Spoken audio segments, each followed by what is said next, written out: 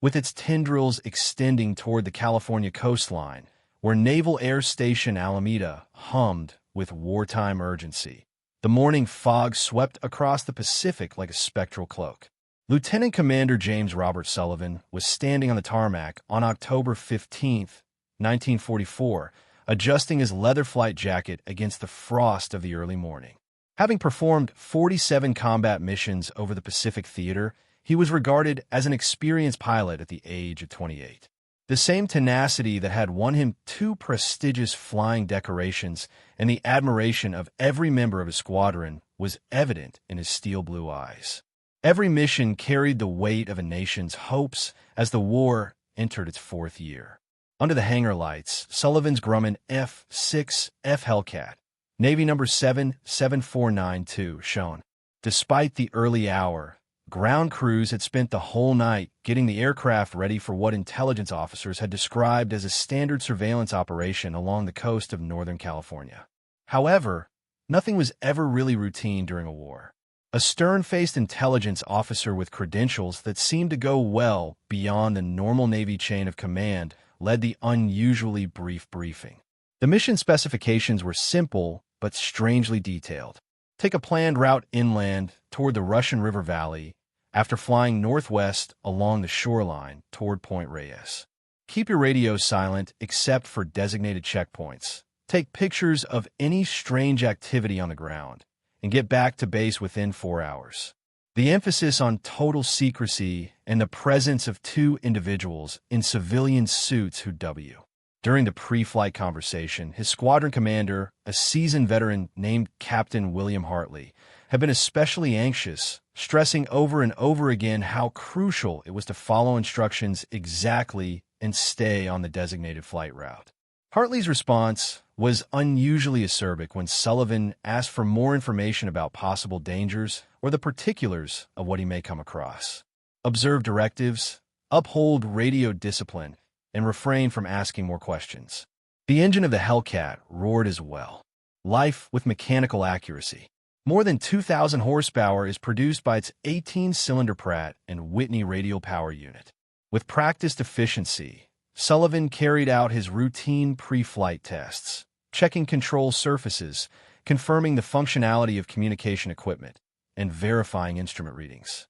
The aircraft had additional fuel tanks, which increased its range to over 1,400 meters, much more than what was needed for the assigned mission. Everything seemed normal, but like the fog around the coast, an unexplainable feeling of worry descended upon him. At precisely 6:30, tower clearance occurred, and as the eastern sky began to show signs of dawn, Sullivan taxied toward the runway. Sullivan heard the control tower operator's voice crackling through his headset as he gave standard departure instructions, but he sensed an underlying tension that mirrored his own mounting anxiety. The Hellcat's potent engine propelled him skyward into what would turn out to be one of aviation's most intriguing mysteries as he increased the throttle for takeoff. Sullivan banked northwest along the shoreline as directed, and the takeoff went well. The California coast stretched like a ribbon under him, separating the dark Pacific from the fields and woodlands that were beginning to come to life. He flew over the well-known San Francisco Bay attractions, across the mist-covered Golden Gate Bridge in the morning, and along the rocky Marin County shore. Only, everyone who might have seen aircraft activity that morning was questioned by military investigators. Up until about 0755 hours, radar stations reported tracking Sullivan's Hellcat. After that, the aircraft signal just disappeared from their screens over the rugged area east of the Russian River. It was hard to identify whether the signal loss was caused by equipment failure, geography, masking, or aircraft destruction because the disappearance happened in a region where radar coverage was irregular due to the difficult topography. Despite the Pacific Fleet's most extensive search since the start of the war, no wreckage had been found, no emergency signals had been found, and no distress cries had been received. While Army Air Force search planes methodically covered every square mile of the inland search area, Coast Guard cutters monitored the offshore waterways. Ground teams made up of local law enforcement authorities, military personnel, and civilian volunteers searched through distant valleys, stubborn-torming pilots who would periodically stop by rural Iowa to do aerial acrobatics and provide rides to anyone daring enough to board their biplanes draped in cloth. James' love for flying only became stronger as he grew older, despite his parents' original perception of it as a harmless childish phase. He studied aviation publications for hours on end, painstakingly constructed elaborate model airplanes, and dreamed of flying across the skies like his idols, Jimmy Doolittle and Charles Lindbergh. Despite splitting his time between his studies and mechanical projects, James routinely placed among the top students in his graduating class, demonstrating his innate aptitude for academic success. His tutors were pleased by his ability for physics and mathematics and saw the analytical mind that would later be crucial in military aviation. James' ability to fix cars, farm equipment, and any other mechanical gadget that neighbors brought to the Sullivan home demonstrated his mechanical prowess. Because of these capabilities, he was able to work part-time at the local Ford dealership while still in high school, where he acquired sophisticated technical procedures and honed the troubleshooting abilities that would be useful to him as a military pilot. James became more involved in aviation-related activities during his high school years. He became a member of the school's NINT Aviation Club, where students learned the fundamentals of flight and navigation while building and operating model aircraft. James became an obvious leader in these endeavors, setting up flying contests and instructing younger pupils in the principles of aerodynamics. He was accepted to Iowa State University with a full academic scholarship, which would enable him to follow his aspirations without placing a financial strain on his family, after his teachers saw his ability and urged him to pursue higher study. James avidly participated in Iowa State's GWII Developing Aviation program while majoring in mechanical engineering. As the country started to realize how important aviation was to national defense, the program, which was founded in collaboration with the Civil Aeronautics Administration, gave students both theoretical understanding and real-world flying experience. James was exceptional in both areas. By graduation, he had accumulated more than 100 flight hours and obtained his private pilot's license in his sophomore year. His teachers frequently complimented him on his innate flying skills and described him as perceptive, accurate, and remarkably composed under duress. James had the chance to expand his knowledge of the world outside of rural Iowa and hone his leadership abilities throughout his time in college. He maintained academic success while working part-time jobs to augment his scholarship funds, coordinated volunteer activities in the community, and presided over the Engineering Society. His fellow classmates recall him as a serious but personable individual with a dry sense of humor and an unshakable dedication to assisting others in achieving their goals. These character traits would later help him become a successful military leader and win the respect of the soldiers he commanded. James's life goals and those of millions of other young Americans. From simple trainers to sophisticated fighters, students learned how to fly a variety of aircraft. James' engineering background helped him understand aircraft systems and performance characteristics, while he mastered the complex skills required for carrier operations and combat flying. His innate flying ability also helped him succeed in the practical aspects of pilot training.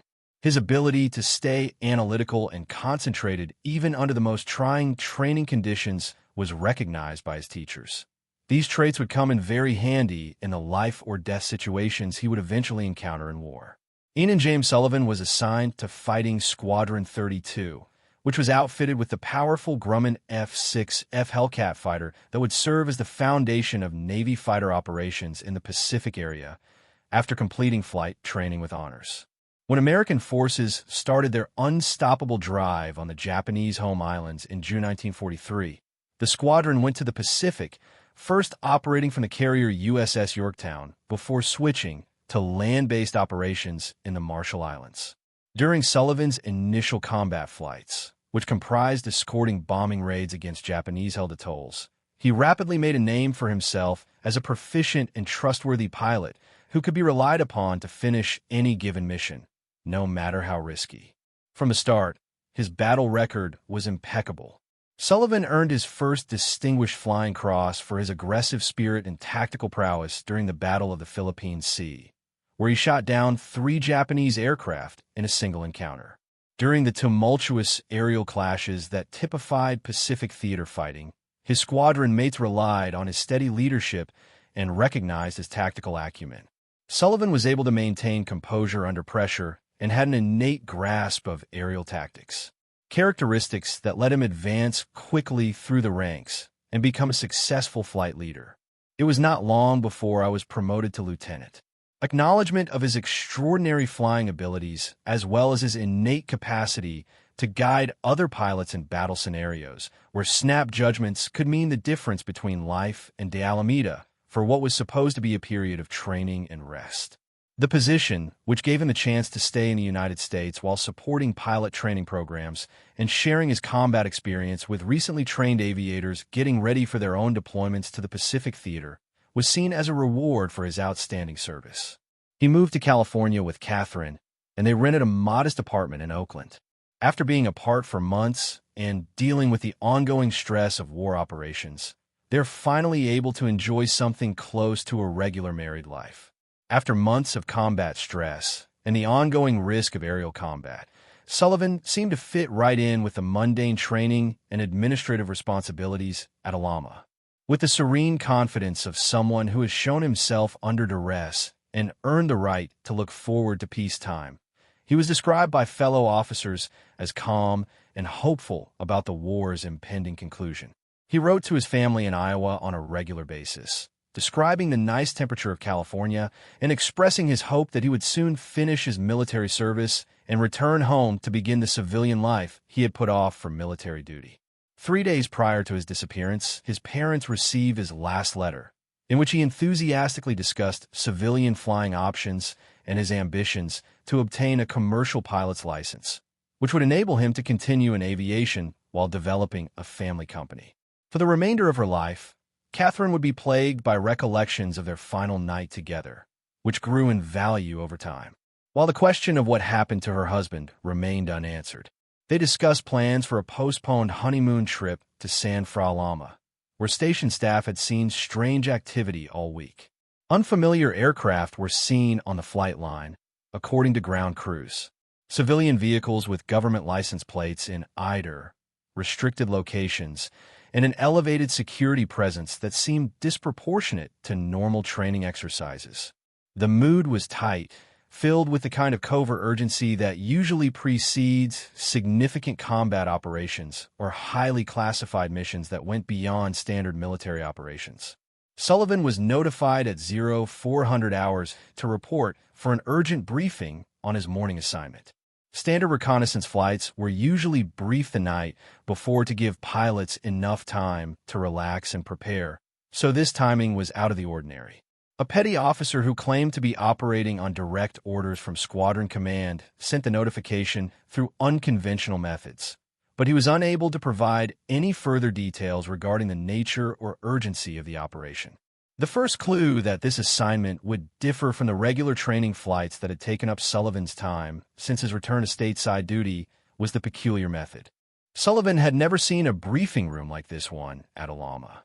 The room, which was in a part of the intelligence building's basement that he had never been to before, was windowless and only contained simple military furnishings, generating an atmosphere of secrecy that appeared more fitting for classified operations than for regular reconnaissance trips. Captain Hartley, his squadron commander, was present. There were 2 intelligence personnel he was unfamiliar with, as well as 2 elderly men dressed in civilian clothes whose presence gave the proceedings an air of mystery. The unique security procedures surrounding this otherwise normal assignment were not explained, and no one was introduced beyond their position or title. The intelligence briefing itself lacked the in-depth details that often accompany reconnaissance flights, which was rather weak for such an ostensibly high-priority assignment. Sullivan was told to fly a predetermined route northwest from Alameda, crossing Point Reyes before turning inland into the Russian River Valley. He was to maintain exact time and altitudes while taking pictures of any strange or out-of-place ground activity. With telephoto lenses and specialty film, The camera equipment was more advanced than typical reconnaissance gear, indicating that the mission's significance went beyond normal coastal surveillance and involved targets requiring excellent image quality. Sullivan found the precise geographic coordinates he was instructed to look into to be rather strange.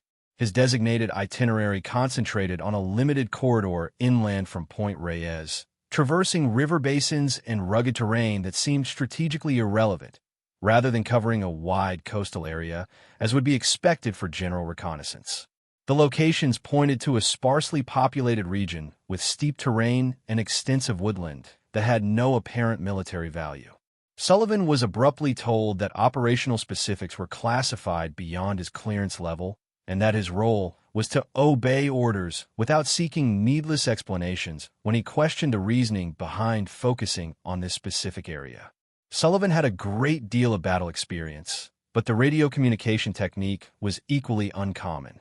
Sullivan was told to transmit position reports only at 3 prearranged checkpoints using coded identification numbers rather than usual call signs, as opposed to keeping regular touch with base control, which was standard protocol for all military missions. Regardless of what he saw during the mission, he was required to remain completely silent on the radio in between these checkpoint reports. Sullivan had never used these authorization codes before. Therefore, emergency communication protocols were changed to require them, making what ought to have been a simple reconnaissance trip even more complicated. Despite having a great deal of familiarity, the installation of a transponder system that Sullivan was unaware of and connected to controls that he was expressly told not to touch at all was the most worrisome. With several antennae and electronic components that implied capabilities beyond basic position reporting, the system seemed to be significantly more advanced than typical navigational aids. Sullivan was informed that the device was classified electronic gear that would operate autonomously and didn't require pilot input when he asked about its function. The intelligence personnel in attendance at the briefing strongly rejected requests for more information, despite the answer being inadequate. Unusually severe security was in place during pre-flight preparation, with armed guards limiting access to Sullivan's aircraft and forbidding regular communication between the pilot and ground workers.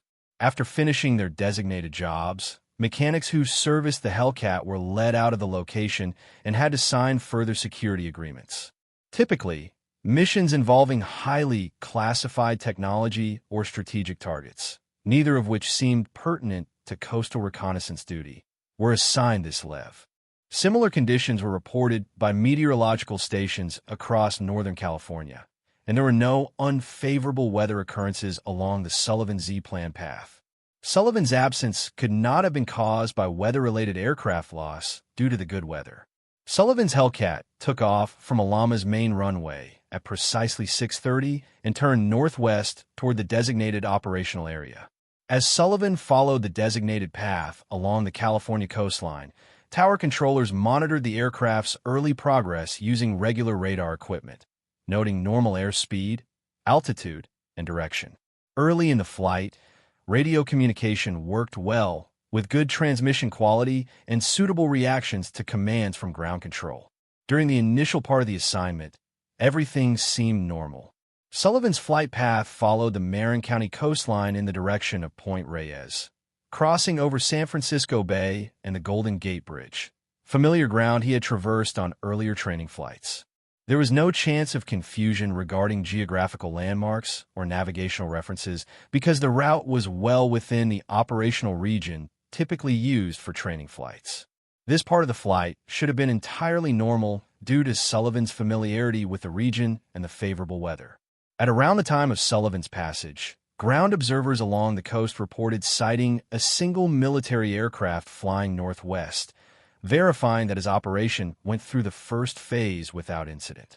In accordance with Sullivan's designated flight parameters, a lighthouse keeper at Point Reyes heard the characteristic sound of a single-engine fighter plane flying overhead at what he thought to be Medi.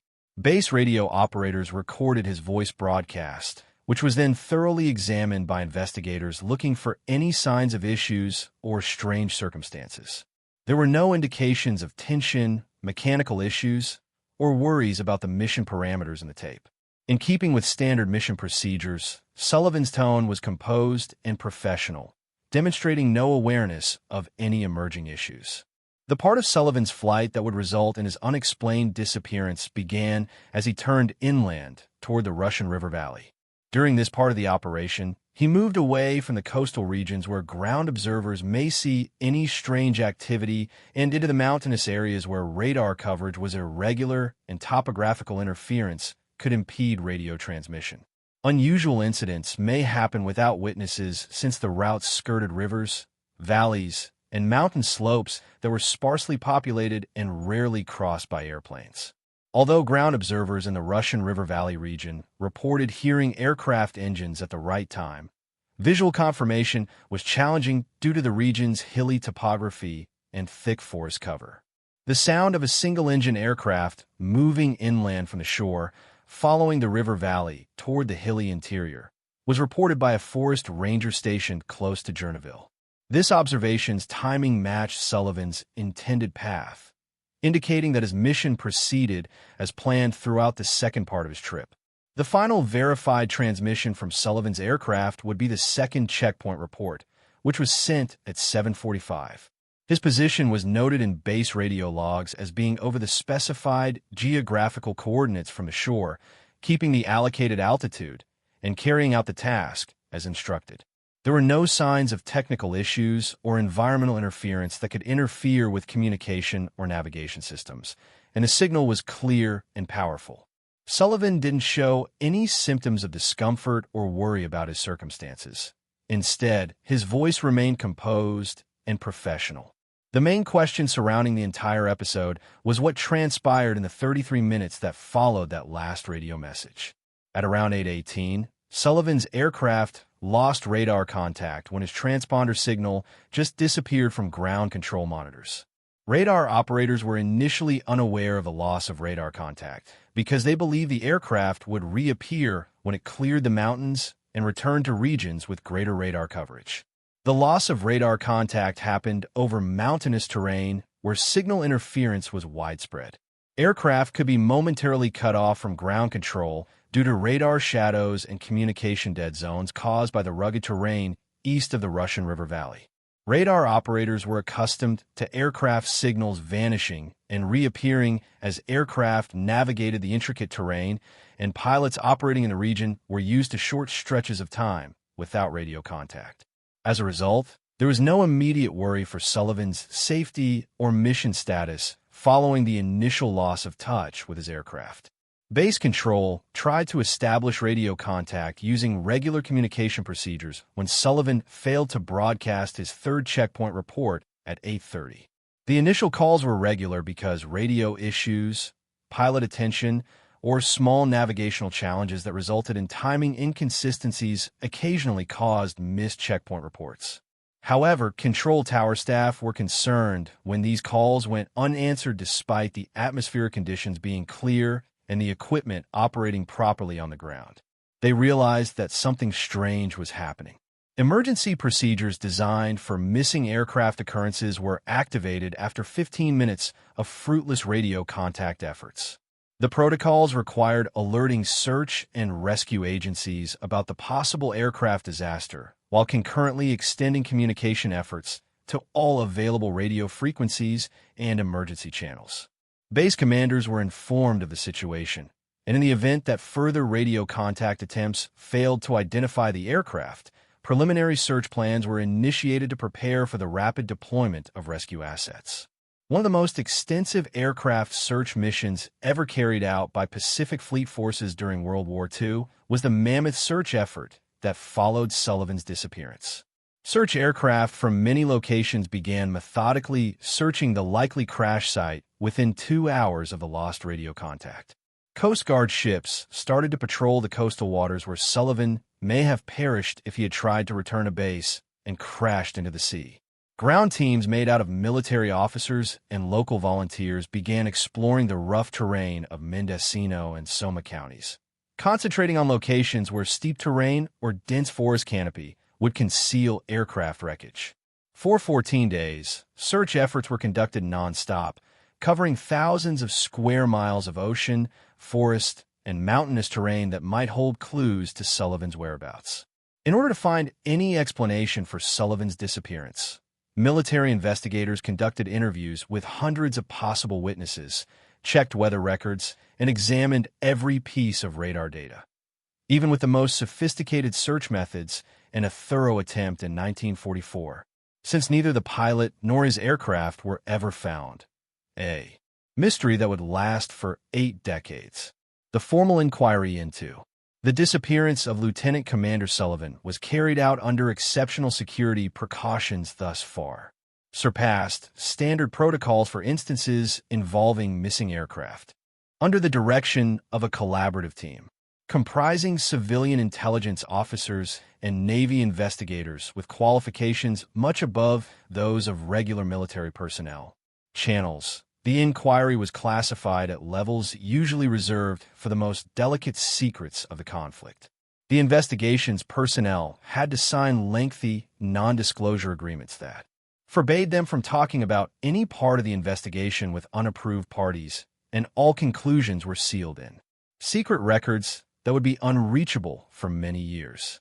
Members of the investigation team were chosen based on their security clearances and their exposure to delicate military situations, issues rather than their proficiency in the investigation of aircraft accidents.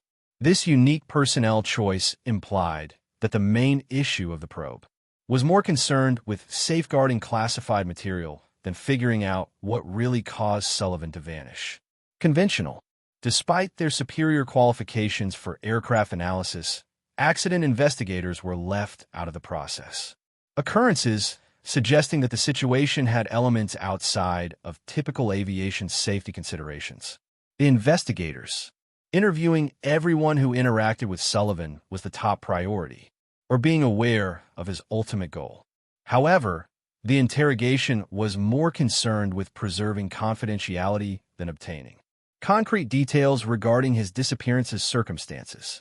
Ground crews and other base personnel, intelligence officers, radio operators, and mechanics were exposed to thorough questioning that focused on their responsibilities to uphold security, instead of their possible contributions to figuring out what had happened to the pilot who went missing. Numerous.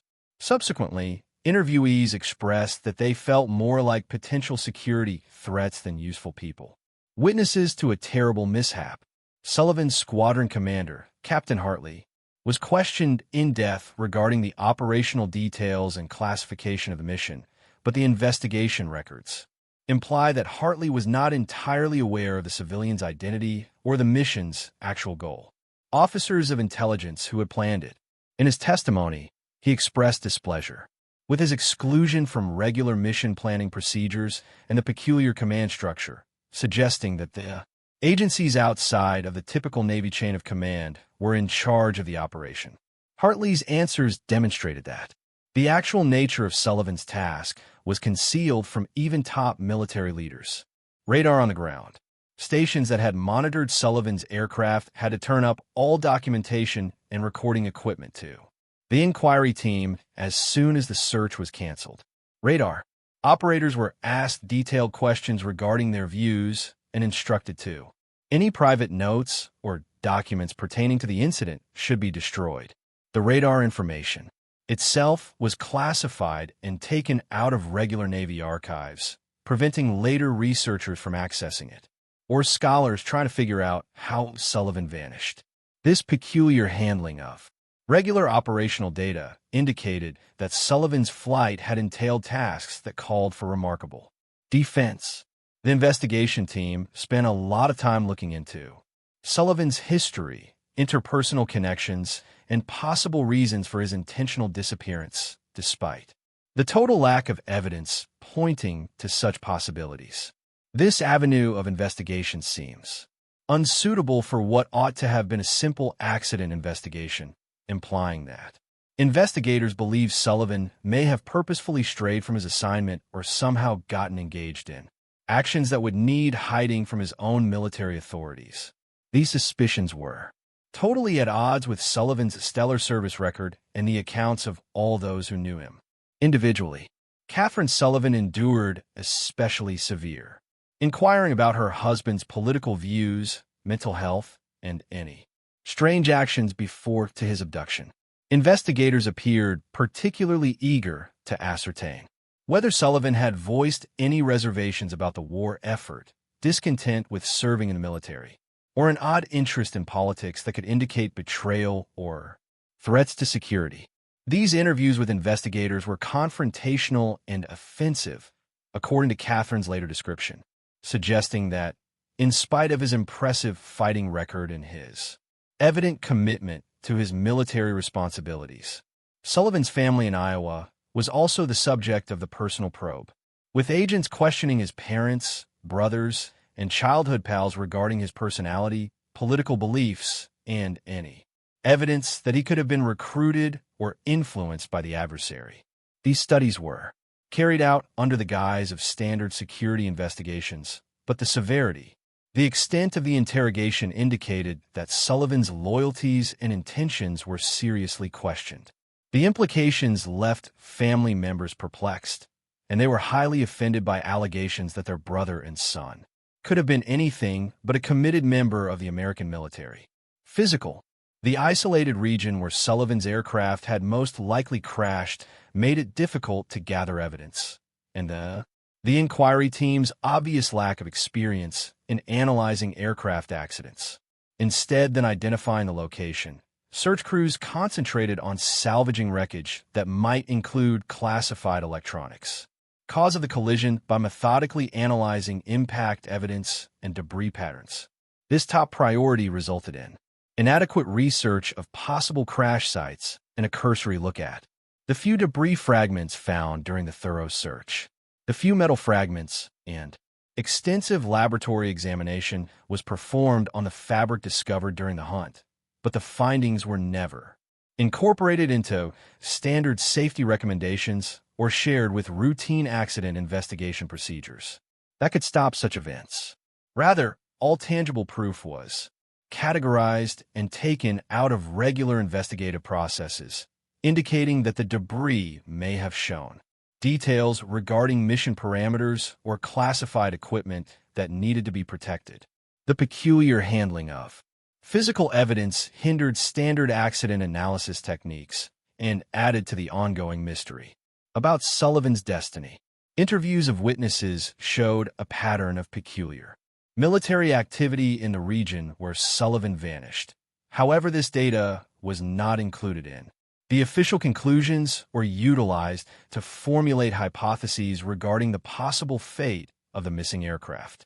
Locals reported witnessing construction equipment and large vehicles in isolated forest areas where no genuine projects were known to exist, and police officers remembered being told to stay away from specific locations during that time frame during which Sullivan vanished. According to these reports, categorized, there were activity going on in the area, but investigators didn't want to follow up on these leads. The investigation's findings were just as enigmatic as the tragedy, highlighting the confidential nature of Sullivan's disappearance while offering no significant explanation for it. Mission and the cases surrounding security requirements. The completed report, which was immediately sealed and classified officially. Sullivan's disappearance on a clandestine reconnaissance trip was attributed to unidentified causes, without making any judgments about weather, pilot mistake, mechanical failure, or other elements that could have played a role in the event.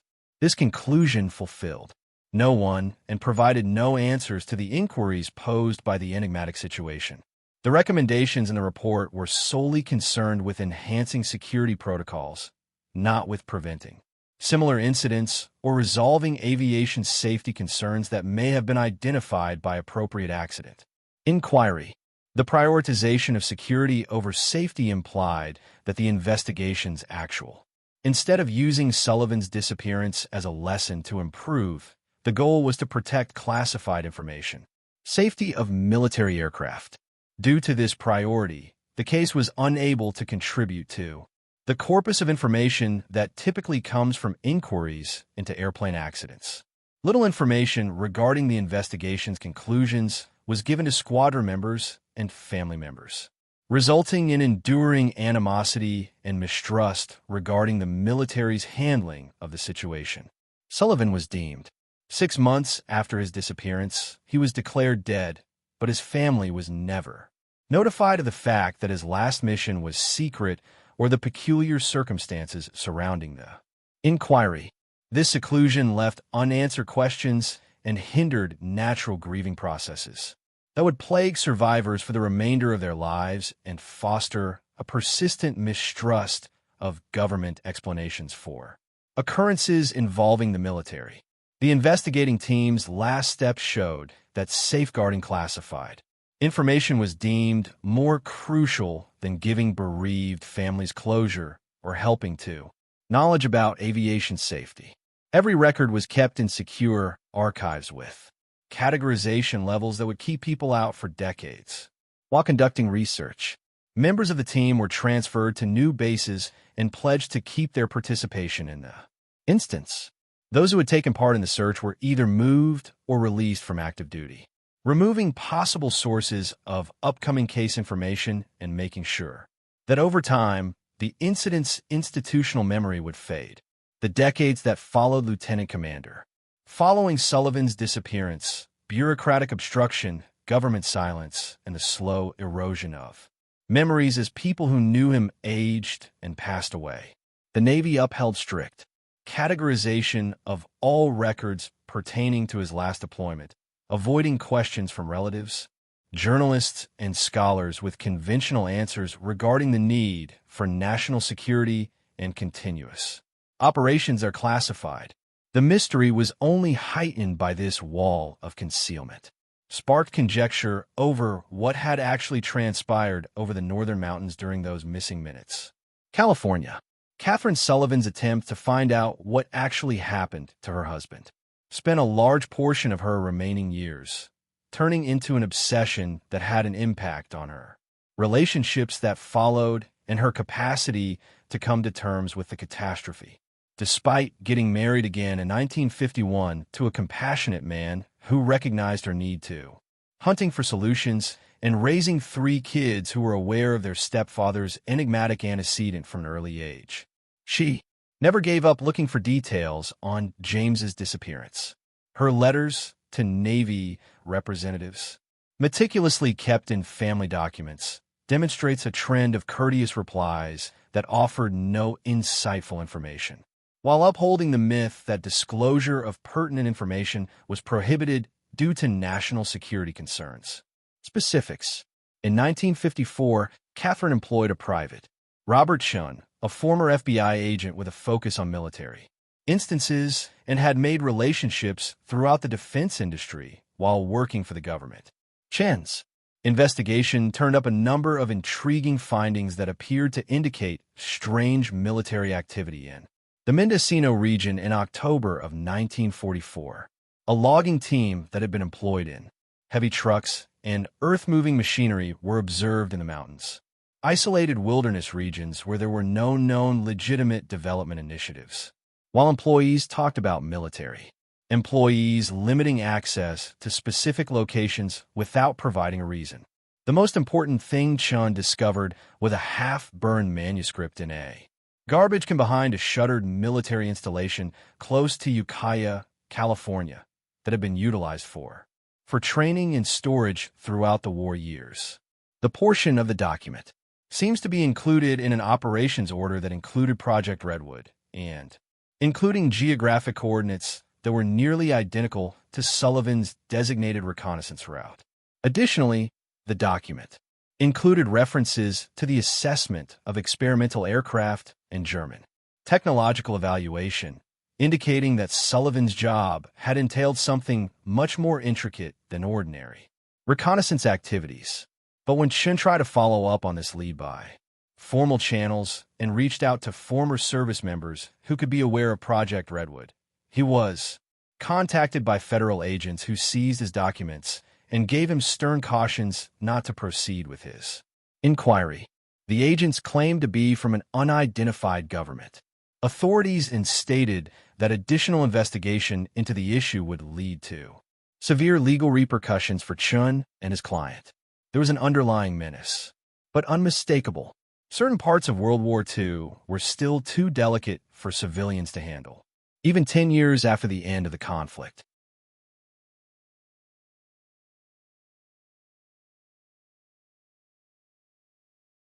The 1960s saw unprecedented advancements as a generation of researchers. Journalists started questioning official accounts of combat actions and contesting government secrecy. Have been blindly accepted throughout the war years' patriotic enthusiasm.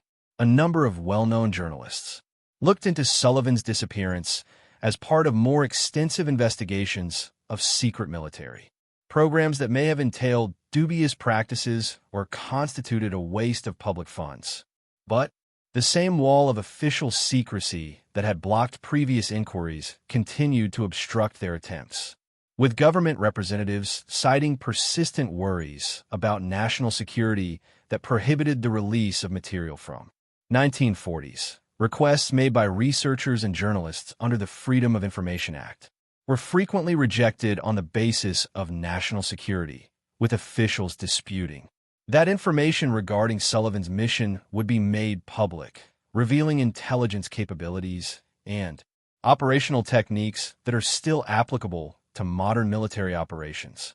This logic appeared to more and more strained as time went on and 1940s technology was out of date. However, governmental organizations kept their stance that some secrets from the battle would remain classified forever. This secrecy's continued existence raised suspicions that the case included more than just standard military actions. Amateur pilots and aviation enthusiasts, through demonstrations at air shows and articles in specialized periodicals, historians maintained interest in the case. Events where veterans told tales of their unique experiences throughout the conflict. Many ideas regarding Sullivan's demise were generated by these unofficial studies, from mechanical breakdown in isolated areas to participation in covert weapons testing initiatives that could have been built using technology that was taken from Germany. A few researchers hypothesized that Sullivan had been monitoring possible German submarine activity in the Pacific coast, while some speculated that he may have participated in the testing of experimental aircraft that were also designated for regular military channels. But none of these hypotheses could be confirmed without having access to government archives, tightly protected confidential documents. The few investigators who tried to obtain pertinent papers and had the necessary security credentials were turned away. Permission, indicating that the case included organizations or initiatives outside of the typical military activities and into regions that were still delicate decades after the initial occasions.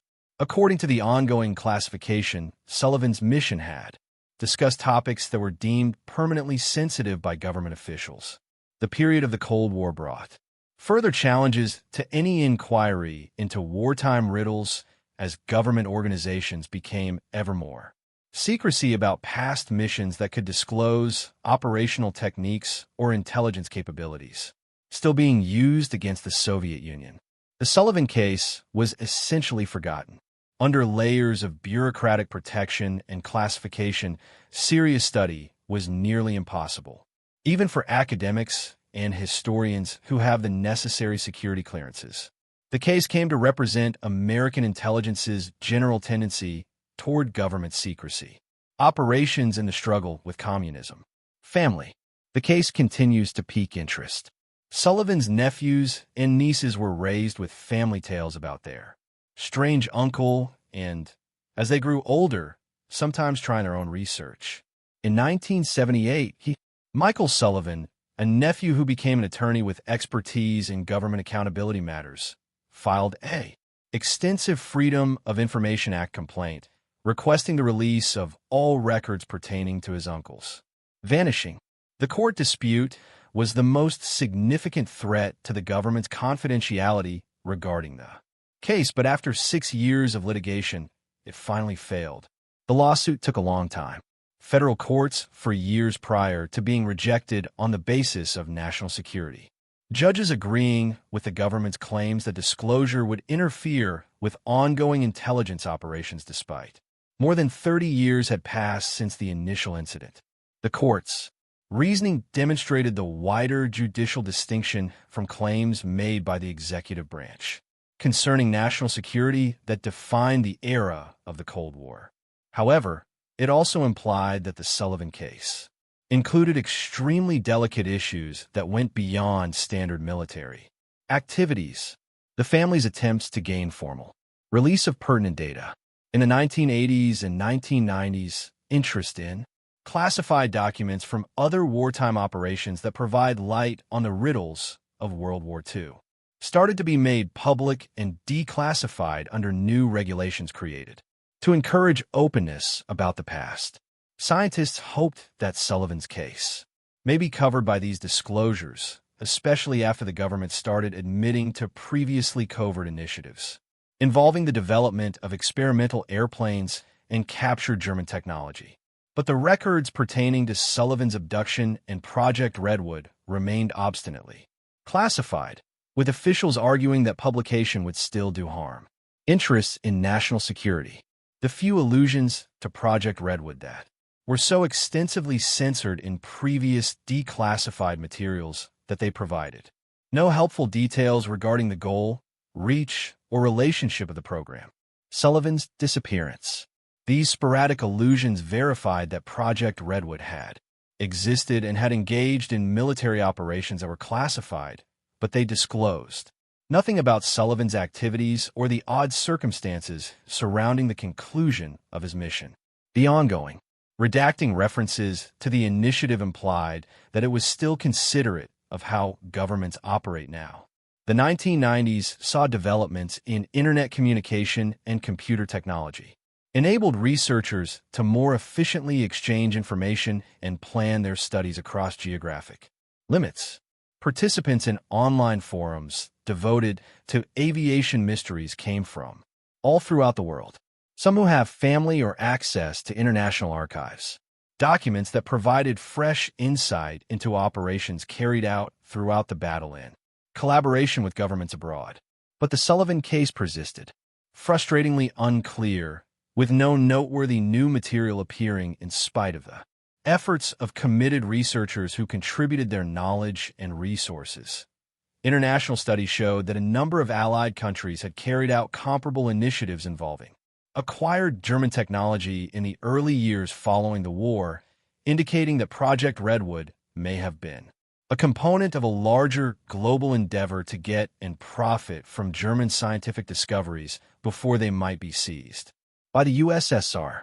However, there were no references in foreign archives to American individuals or projects, demonstrating the extreme secrecy with which Project Redwood was carried out. It made it impossible for even Allied countries to find out about its operations. The start of the 21st century offered promise that shifting political perspectives and time may eventually make it possible for Second World War secrets to be revealed that no longer presented the U.S. with real security threats.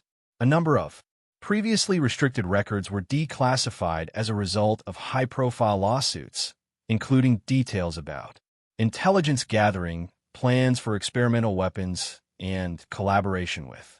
During the Cold War, former enemy scientists were deemed too sensitive to reveal. These Sullivan's surviving family members were inspired by developments to rekindle their quest to discover the truth about their relatives' destiny. But their repeated inquiries for details remained denied, with officials pointing to persistent intelligence issues and the necessity of safeguard techniques and sources that, for whatever reason, are still sensitive after more than 60 years.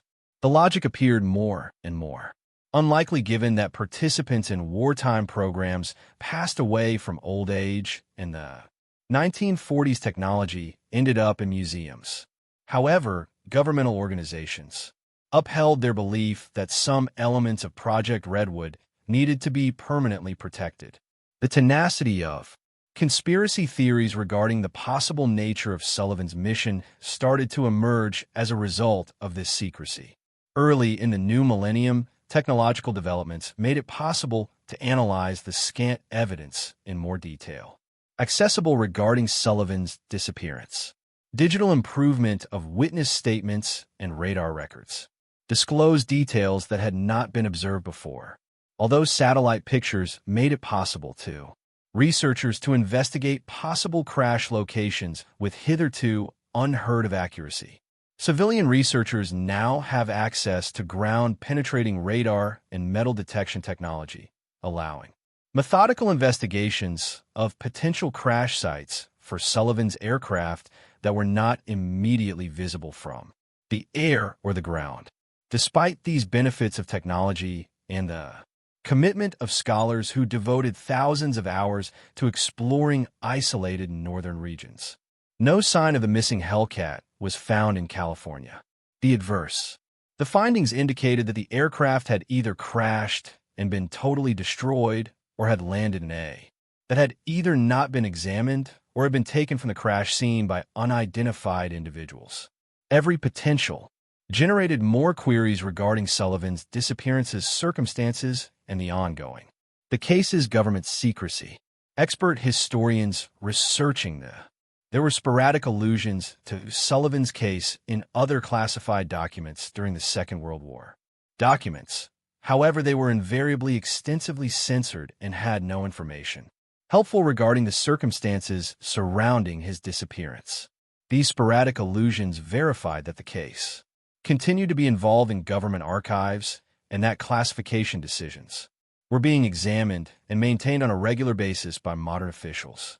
The fact that a 60-year-old case is still receiving attention indicates that its issues are still pertinent to the way the government is currently run. Additionally, the references suggested a connection between Sullivan's disappearance and to other covert initiatives involving the construction of experimental aircraft and German technology, acquisition and covert collaboration between civilian and military services, intelligence organizations.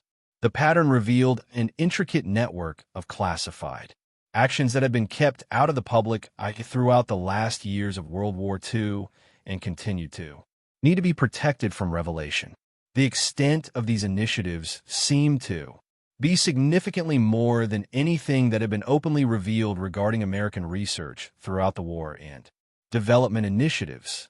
By the early 2000s, the majority of the initial participants in Sullivan's tale had passed away, taking their wisdom with them to the afterlife and removing possible sources of details into the events behind his disappearance.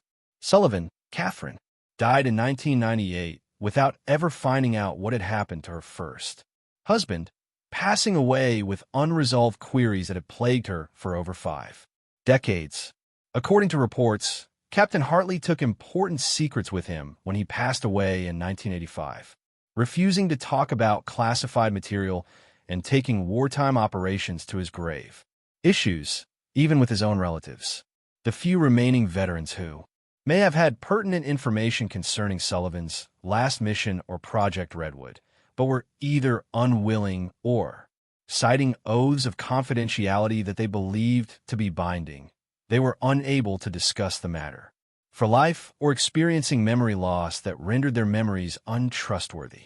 Some veterans implied that they knew about strange operations throughout the war, but felt limited by. Even decades after the events, they were unable to share their expertise due to security constraints. Their participants' unwillingness to talk indicated that Project Redwood had dealt with genuinely delicate issues that kept thinking about categorized lieutenant commanders' enduring mystery. Sullivan's disappearance has come to represent the secrecy of the government and the conflict between the public's right to know about historical events and national security requirements. Scholarly, freedom of information advocacy organizations and conferences frequently brought up the case as an illustration of overly broad classification that does not fulfill a valid modern security goal while impeding family reconciliation and historical comprehension.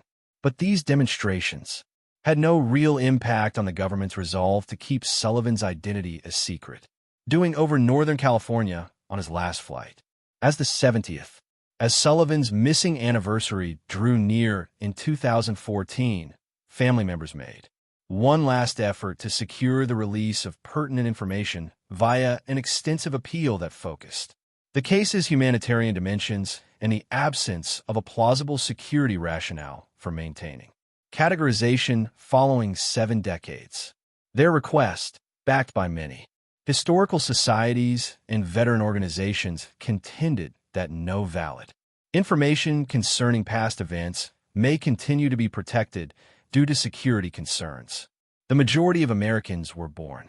Time passed, but the government's response remained the same. Sullivan's family made strong humanitarian arguments. Officials insisted that national, regardless of the personal expense, security reasons necessitated ongoing information protection. Family members looking for closure or the information's historical significance to scholars researching programs throughout the conflict. According to the response, Project Redwood had involved issues that government representatives thought about, persistently sensitive, going beyond the typical time frames for classification that used in a majority of military operations. The enigma appeared bound to linger, unresolved indefinitely, yet another victim of governmental secrecy and the unstoppable time that had eradicated the majority of the case's information sources. Those who had first-hand memories of Sullivan had vanished. The tangible proof had long ago degraded or remained undiscovered, and official records were kept in high-security archives that were unlikely to be opened. The case seemed to be destined for eternal obscurity, remembered only by conspiracy theorists and aviation enthusiasts who documented facts regarding what had actually occurred could never be replaced by conjecture. However, the narrative was not at all over. Unbeknownst to government officials, relatives, and researchers who maintained the confidentiality of Sullivan's Hellcat, Project Redwood, and in a place that no one had ever been, the answers to 8 decades of inquiry were waiting to be found. Decided to look. The information would not originate from an official disclosure or research success, but from an unintentional find made by urban explorers looking for something completely different in Northern California's untamed mountains. The finding that would, in order to ultimately unravel the enigma of Lieutenant Commander Sullivan's disappearance, an unrelated initiative started by a group of San Francisco Bay Area urban exploration enthusiasts who specialized in recording lost historical locations and shuttered military stations. March of 2024. 80 years after Sullivan's last flight, for friends made the decision to examine claims of abandoned Cold War installations concealed in Mendocino County's isolated mountains. There, the objective was to record defensive installations built covertly in the early stages of the Cold War, period before being dropped when new technologies and shifting strategic considerations rendered the amenities outdated. Marcus Chun, a software developer, was among the group. Engineer and hobbyist historian who had honed their investigative skills. Military sites using satellite photos and declassified documents. Professional photographer Sarah Rodriguez, whose work has been featured in several books and exhibitions. David Kim, a former engineer in the Army with deep understanding of military building methods and facility design, as well as Jessica Thompson, a freelance journalist with experience looking into government secrecy and ties to veteran organizations. For 3 years, they had been investigating deserted military locations across California, recording forgotten installations, and carefully examining their historical significance. Interviews with past employees and archival work. Their earlier findings had included abandoned communication infrastructure from the Cold War and radar stations from the Nike missile program. Training facilities utilized during World War II that were discreetly deactivated and abandoned to decline in isolated areas. The group's efforts have been highlighted in displays of photographs that highlight the neglected infrastructure of American military history, as their investigation had supported scholarly research on Cold War defensive systems and historical preservation initiatives. They have gained cooperation from historical places because of their reputation for meticulous recording. veterans organizations, and sporadic unofficial support from ex-service members. Preliminary investigation. 4. Declassified Cold War documents were used during their Mendocino expedition. Via petitions under the Freedom of Information Act, geological surveys that could provide proof of building in isolated locations, as well as aerial photos taken between the 1950s and the 1980s. These displayed topographical variations that could be signs of human activity. Specifically, they were looking for proof of defensive facilities that may have been constructed in the early stages of the Cold War, when military strategists were afraid. Soviet forces attacked targets on the West Coast and built a number of facilities intended to offer defense and early warning systems against possible invasion. Mendocino County's isolated mountains made sense as sites for covert radar stations and communication. Buildings, or even missile sites, that may have been built at the height of Cold War hostilities and thereafter, abandoned because they become outdated due to new technologies. The rough terrain of the region and the optimum environment for classified military operations would have been a sparse populace installations, but it would have been strategically useful for surveillance due to its closeness to the shore. Possible dangers from the Pacific. Several suitable areas have been found by the team's study, where distinct patches or geometric patterns seen by aerial photos implied human construction rather than natural structures.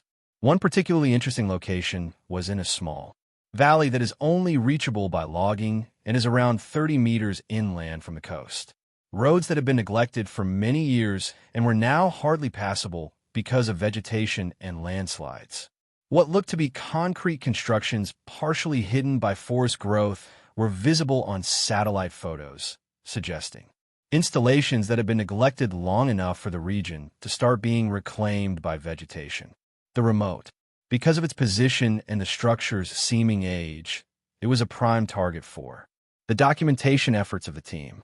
Historical analysis showed that during World War II, the region was designated as restricted military terrain, had not been accessible to civilians until the 1970s, when it was transferred covertly to the Forest Service without disclosing its prior military use to the public.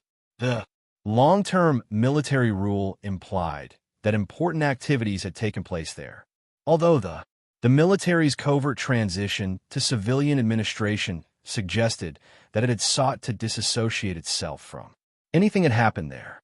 The exploratory team found the site especially intriguing because of these elements. Careful preparation and specialist equipment were needed to get access to the target location for what appeared to be a difficult journey across steep terrain and deep woodland that had turned off past tourists. The group packed equipment, such as ground-penetrating radar for finding subterranean facilities, as well as expert photography, tools for recording anything they come upon. Their in-depth study of the terrain and history of the region was part of the preparation, as were backup plans for emergency scenarios that could occur in such isolated areas. The trip for the majority of their first day, they had to follow animal paths and old logging roadways that, due to natural deterioration and decades of neglect, were hardly passable. The landscape was rough and steep, with Douglas fir and dense redwood covering it. Forests that created a constant twilight atmosphere by filtering sunlight even. In the middle of the day, GPS units and topographical maps had to be constantly consulted for navigation because the dense forest canopy and the region's intricate topography concealed customary markers, making it is nearly impossible to navigate visually. Their initial noteworthy finding was decades of landslides that partially buried the concrete structure and totally. It was almost noticeable from a distance due to the overgrowth of foliage. Upon initial inspection, it was discovered to be an advanced ventilation shaft for some type of subterranean structure with ductwork and metal grings that suggested significantly more sophisticated environmental control systems than those found in most World War II-era military locations. Based on the composition of the concrete and the style of the metalwork, the construction seemed to be from the 1940s. making it older than the installations from the Cold War they were initially looking for. The systems for ventilation. Sophistication indicated that it was intended to facilitate long-term underground operations as opposed to basic storage or makeshift shelter. The engineering quality was outstanding, with corrosion-resistant components and architectural elements that demonstrated a significant financial commitment to building a facility able to function in harsh environments. The finding was fascinating, although not unheard of given how many military installations from World War II had been built in isolated areas for security purposes before being abandoned when their strategic objective was fulfilled. The results of ground-penetrating radar showed that the ventilation shaft was linked to a much bigger subterranean structure that reached far into the slope in several directions. Several rooms and passageways carved out of solid rock were indicated by the radar signatures, suggesting a building project that is significantly more ambitious than the usual military installations of any time period. The dimensions and the EB subterranean facility's intricacy indicated that it was intended for long-term use by a significant number of workers as opposed to short-term wartime use, increasing concerns regarding its initial intent and the substantial expenditures needed to build it.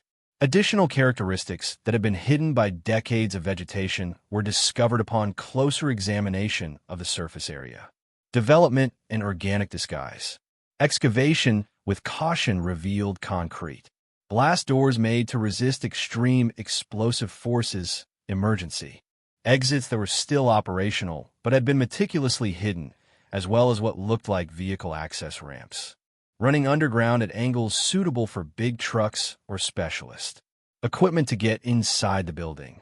The engineering quality was outstanding, with reinforced construction that had withstood 8 decades of weather and seismic activity without appreciable damage of the structure. It was evident that the building was built to resist direct assault and stay operating in harsh circumstances, such as a nuclear or conventional bombing. The explosion, its robust design, and several redundant systems indicated that it was meant to be used throughout extended disputes that could result in the destruction or compromise of surface facilities.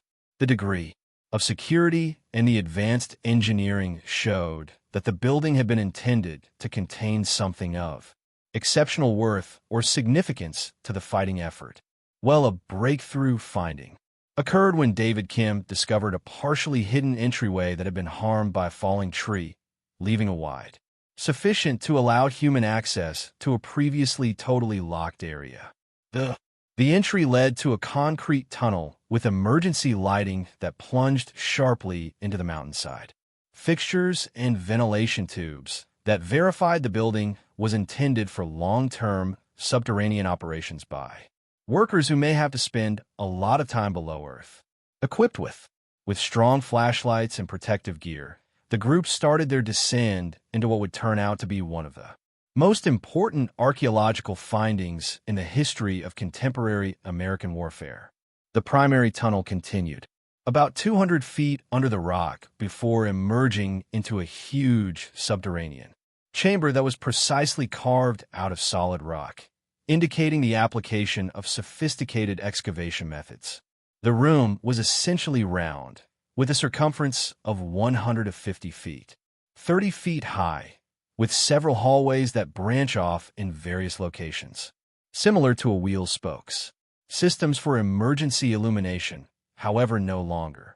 Even after 8 decades, they were still installed all around the building in settings that implied it was intended for 24-hour operations, necessitating artificial lighting. The facility's high standard of construction and meticulous attention to detail suggested a project that had used a lot of resources and necessitated years of covert labor by knowledgeable construction workers and engineers.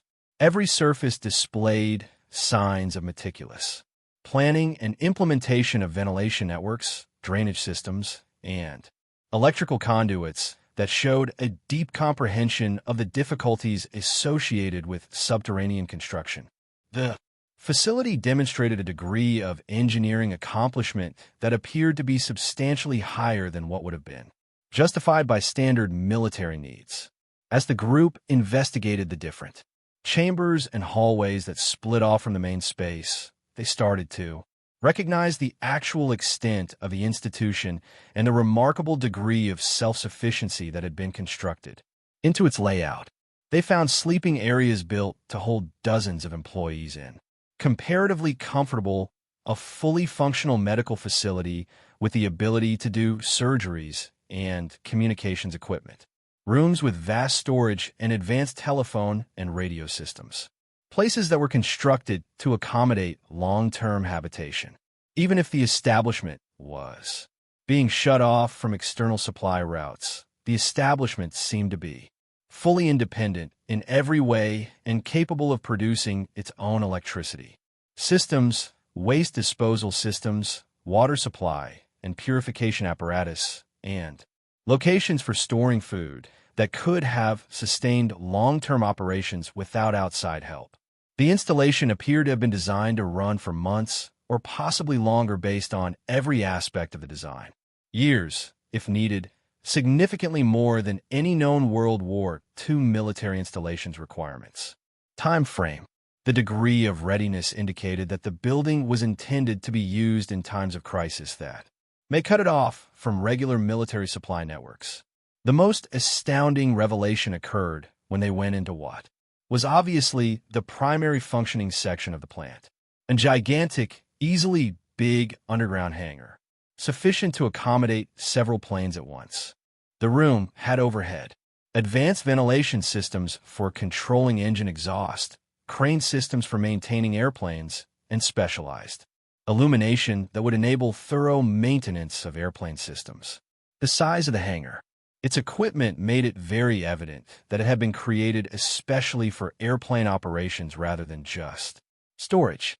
A flawlessly kept Grumman F-6F Hellcat was positioned in the middle of an underground hangar, bearing the specific aircraft with tail number 77492, that lieutenant. 80 years had passed since Commander James Robert Sullivan's last flight. Earlier, the location was so well-preserved and surprising that at first, the exploratory crew believed they may be having a hallucination or a lighting trick. The aircraft's paint job and markings were exactly as they would have been in 1944. Despite being buried for 8 decades, there were no indications of degradation. The Hellcat was entirely undamaged and showed no indications of collision damage, fire, or other damage that would be anticipated from an aircraft mishap. The landing apparatus was appropriately positioned. Every control surface maintained its correct alignment. There was no collision damage to the engine cowlings, and the cockpit seemed to be prepared for use right away. It was obvious that someone had taken take great care to keep the aircraft in flawless condition, handling it more like a museum exhibit as opposed to discarded military hardware. An initial investigation showed that the plane had been purposefully landed and housed underground rather than crashed here. Establishment that pays close attention to preservation. Every fluid system had been appropriately drained and stored. Protective coatings had been applied to exposed metal surfaces in the hull. The aircraft had been kept and positioned as though it would be used in the future. The preservation endeavor had been so successful that it seemed possible to restore the aircraft to flight condition with little effort. How the airplane had gotten to the underworld was immediately and profoundly questioned after the discovery. Facility and the reason it had been concealed there for 8 decades without any documentation of its location in government records. The entry tubes of the hangar seemed too tiny for the Hellcat to have arrived in its assembled state, indicating either that the aircraft had been totally disassembled and rebuilt underground, or that there were other access points that the exploring crew was still undiscovered. Both options demonstrated a degree of resource and planning, dedication that far outstripped anything related to standard military activities. Investigating the aircraft's interior uncovered more riddles that raised rather than answered queries. Regarding Sullivan's destiny, his personal aviation equipment was still in the cockpit just as he had left it, including his helmet, leather jacket, and personal belongings, all of which had been thoughtfully placed as though he had just moved away from the aircraft for a short, while instead of going missing permanently. His flight record was still attached to the instrument panel with entries indicating the typical course of the mission up until the transmission point. His last radio call to base command. Nothing in the cockpit indicated technical issues, emergency situations, or any other situation that could have compelled an unforeseen arriving in the isolated mountains. Every instrument was set up correctly. Fuel indicators indicated sufficient reserves to finish the designated mission, and there were no signs of the technical failures that occasionally required aircraft to divert to alternative landing locations. Instead of being brought down by force, the planes seemed to have been intentionally flown to this site. Emergency situations. There's a lot of documentation in the subterranean facility that started to uncover the real purpose of Sullivan's last assignment and shed light on the enigma surrounding his disappearance. Cabinets for files, operational orders, technical manuals, personnel records, and correspondence were scattered throughout the complex. That demonstrated the facility was built as a component of a highly secret program known as Project Redwood. The program's declared goal was to test experimental aircraft and assess hostile technology that has been obtained in total secrecy, utilizing facilities that could function independently of standard military channels. As stated by, according to the documents found, Project Redwood was founded in early 1944 with combined funding from the Office of Strategic Services, the Army Air Forces, and the Navy, all represent an unparalleled degree of inter-service collaboration for a highly classified program. The subterranean facility was built with cutting-edge engineering methods and specialized labor supplied by carefully chosen employees who have taken an oath of confidentiality regarding their work. The objective of research was to reverse engineer collected German technology while preserving total operational security regarding U.S. efforts to create cutting-edge propulsion systems and airplanes. Sullivan's contribution to Project Redwood has proven significantly more important than the standard reconnaissance task outlined in his formal directives. As stated by the personnel papers, his extraordinary flying abilities had led to his special recruitment for the program, engineering experience, and a track record of dependability in combat situations. The task required testing experimental aircraft and producing thorough pilot reports on their capabilities, performance traits, and possible military uses. For Sullivan's last flight, specialized camera and measurement equipment were added, which offered insightful information about 1940s technological advancement and demonstrated the complexity of the research goals of Project Redwood. Teams that analyzed documents worked methodically through the vast amount of content found in the building's filing systems progressively, demonstrating the extent and importance of Project Redwood, significantly surpassing initial estimations derived from fragmented references discovered over the years in various declassified materials. Hundreds of employees worked on the initiative at several locations across the United States.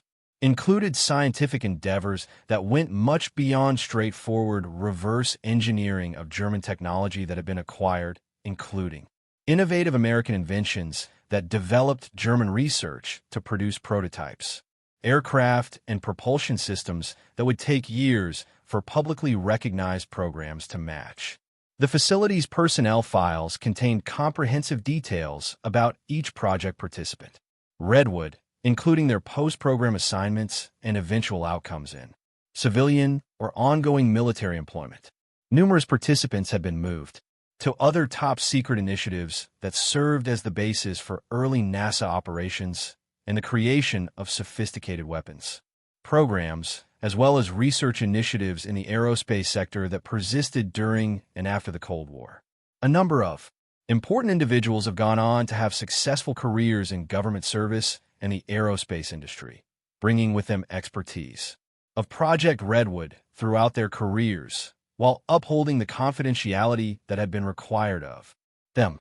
Intimate facts were revealed via Sullivan's personal belongings and journal entries concerning day-to-day activities within the secret program and disclosed the psychological difficulties encountered by employees who were kept off from society at large due to security concerns.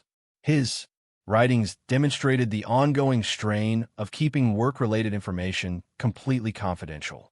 That, in his opinion, was essential to national security while concurrently deeply ashamed that he had let his family think he was dead. The journal submission showed a thorough picture of commitment and selflessness that many volunteers in covert projects experienced when the war ended and the Cold War began. Activities: technical evaluation of the experimental aircraft technology used in the facility demonstrated advanced engineering accomplishments that were decades ahead of public recognition. American capabilities in the 1940s. Advanced rocket propulsion systems. Concrete evidence was offered by the facility's metallurgical advances and aerodynamic control devices. Because in the late 1940s, American technology had been substantially more sophisticated than the public or historians have previously realized. A few, because similar devices were still in use by modern military forces, some of the technology found remained classified programs or had an impact on the advancement of contemporary aeronautical capabilities. Numerous records of research were kept in the medical institution located within the subterranean base into the physiological impacts of exposure to rocket propulsion and high-speed flight that had been carried out on. Each, Sullivan and his associates are volunteer test pilots. These research has yielded vital information for creating pilot protective equipment and life support systems that were utilized in later space exploration initiatives, aircraft development programs, and high-performance military flying. The medical research was carried out in compliance with then appropriate ethical guidelines. Period. Even if certain practices wouldn't adhere to current standards for informed consent and participant defense. The goal of intelligence analysis was to ascertain how German technology had been purchased and delivered to the Project Redwood site, exposing a vast global network of activities intended to locate, seize, and profit from German research capabilities prior to the Soviet Union gaining control of them during the tumultuous final months of the European War. British intelligence services have been closely involved in the initiative. Competition with comparable Soviet attempts to obtain German manpower and technology, as well as cooperation with Allied military units moving closer to German land, where research facilities and employees could be apprehended. The facility's communications equipment offered information about the advanced security measures that have been employed to preserve Project Redwood's whole secrecy from both civilian supervision and regular military channels. Encrypted systems for communication, complex coding processes, and extensive understanding of intelligence protection was demonstrated via operational security procedures that were created especially for applications running outside of standard command structures. A portion of the security. Other classified programs had implemented improvements found in the facility, which had impacted the creation of modern information security systems that intelligence services continue to employ. Archaeological. The facility's building processes were analyzed, and the results showed engineering methodologies and construction procedures that had been taken directly from German military engineers hired to work on American projects following the end of the war. Concrete and subterranean excavation techniques, formulation methods, and structural design concepts were clearly influential from German technology manuals that were captured in discussions with German engineers. They were introduced to the U.S. through a variety of recruitment initiatives. The facility's continued structural stability was explained by its high-quality construction and cutting-edge methods. After 8 decades without any upkeep or inspection, it is still livable. According to environmental analysis, the subterranean location of the facility had created perfect conditions for preservation, for keeping paperwork and aircraft equipment in working order for prolonged times. The consistent humidity and temperature levels in conjunction with the enclosed environment that has stopped biological degradation and oxidation outlined the reasons behind the miraculous survival of Sullivan's Hellcat and other delicate equipment. The initial preservation efforts, in conjunction with natural preservation conditions, carried out by project staff, had produced a special time capsule that preserved technology and data that would have been lost to intentional destruction or deterioration otherwise.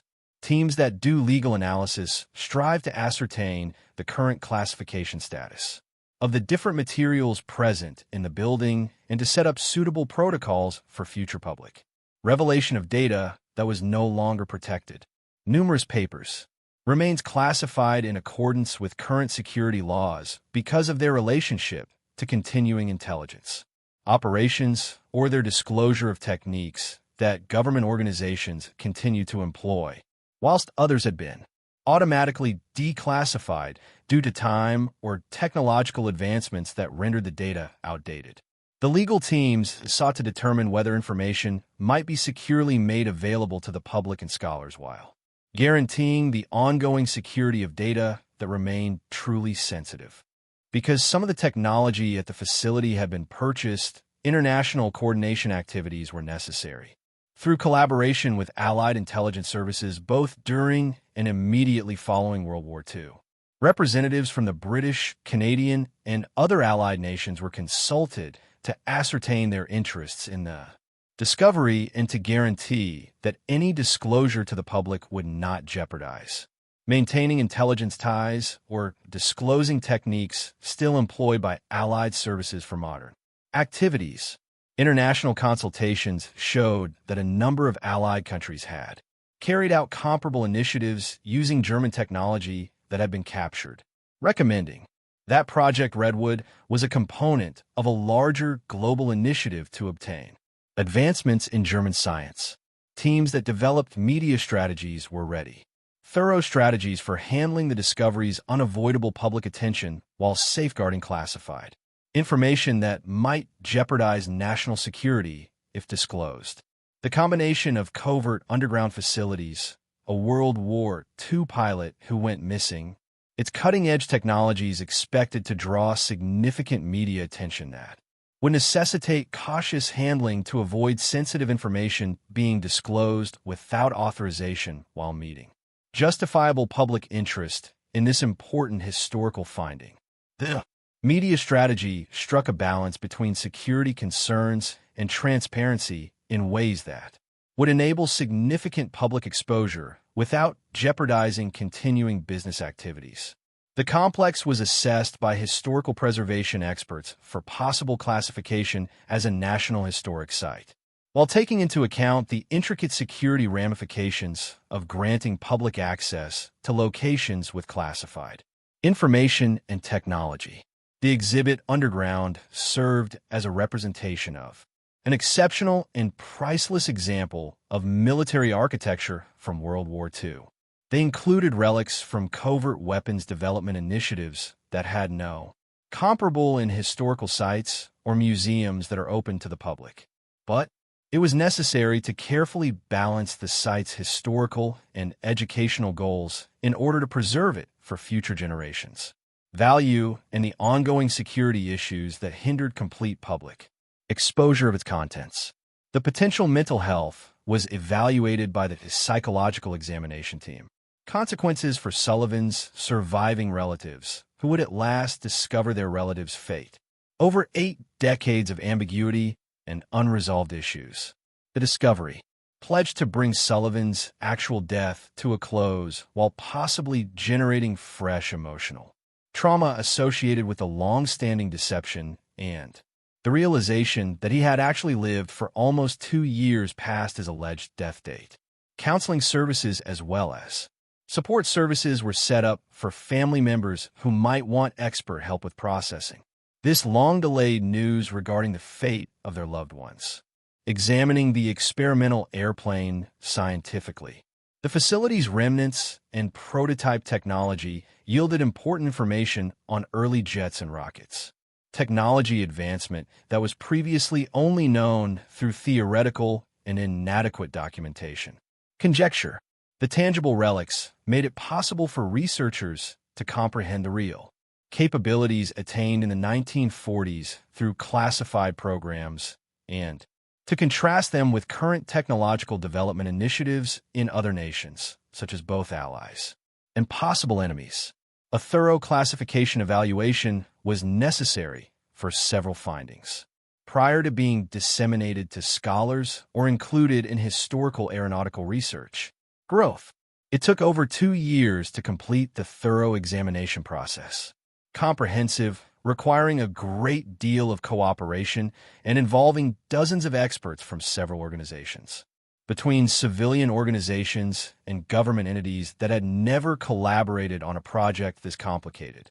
The procedure showed that Project Redwood had been significantly more important than anyone had realized, signifying a vital link between Cold War weapons development initiatives and World War II technology acquisition activities that would have a long-lasting impact on American military capabilities.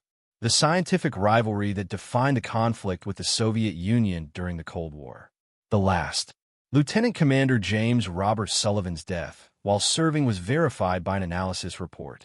His nation, but in situations that were far different from what his family had been told and in ways that had made a substantial contribution to American national security in the pivotal early years of the Cold War. His American aircraft technology had improved by years as a result of his employment as a test pilot, and had supplied vital capabilities that were subsequently employed in the conflict with the Soviet Union. Sullivan's sacrifice would eventually be acknowledged and appreciated thanks to the discovery, even though the complete. Due to the program's exceptional security needs, the narrative had been kept secret for 8 decades in which he had performed. The identification of Project Redwood and the disclosure of Sullivan's actual fate signified a significant turning point in our knowledge of American military history during the pivotal shift from World War II to the Cold War, offering verifiable proof of secret initiatives that had only conjecture among historians and exposing the astounding technological accomplishments that had been carried out in total secrecy throughout the 1940s. The subterranean establishment and its materials showed how successful U.S. military and intelligence services had been in obtaining and utilizing German technology while upholding security that had shielded these accomplishments from both foreign enemies and domestic supervision for 8 decades. Additionally, the discovery demonstrated the significant personal costs associated with national security choices that had demanded that common people supporting their country make tremendous personal sacrifices during times of global emergency. Sullivan's tale exemplified thousands of comparable instances in which military employees have been encouraged to leave their regular lives in order to support classified programs that could never be publicly recognized. Acknowledging one's own sacrifice in the interest of national security during the risky shift from the conflict of World War I to the Cold War that had shaped the contemporary world.